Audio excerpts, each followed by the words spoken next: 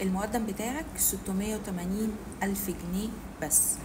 طبعا دلوقتي انت متوقع ان انا بتكلم على شقة، في الواقع انا جاي اقولك على فيلا مش شقة بمقدم 680 ألف جنيه.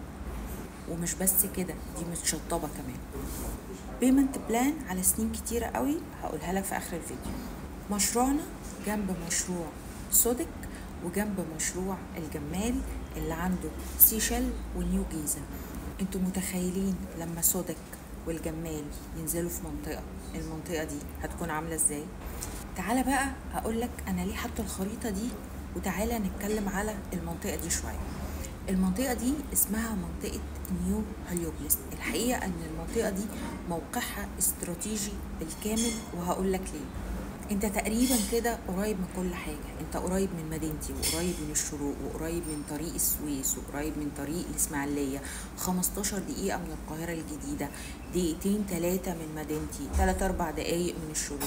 هتروح مصر الجديدة في حوالي 25 دقيقة. ولو انت من المحافظات او بتنزل المحافظات فانت كمان قريب من الطريق الاقليمي اللي بياخدك اي محافظة انت عايز تروحها. خلينا نقول ان المنطقة دي من المناطق اللي فيها تطوير عمراني شديد جدا الفترة دي. يعني دي من المنطقة اللي حضرتك لما هتشتري فيها وتصبر عليها شوية، محتاجين نصبر بس شوية، هتكسب منها كويس قوي. سواء عايز تسكن او تستثمر، انا برشح لك منطقة نيو هليوبلس، لان الاسعار فيها استيل كويسة ومعقولة الى حد كبير، وكمان فيها استثمار عالي جدا الفترة الجاية. انا نسيت اقولك الاقساط على كام سنة. اقساطك على 10 سنين.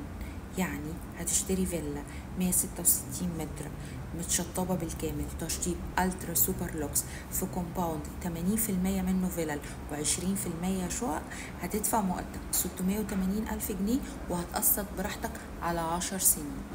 عندي مساحات تاني أكبر، وعندي كمان شقق. المشروع كله متشطب.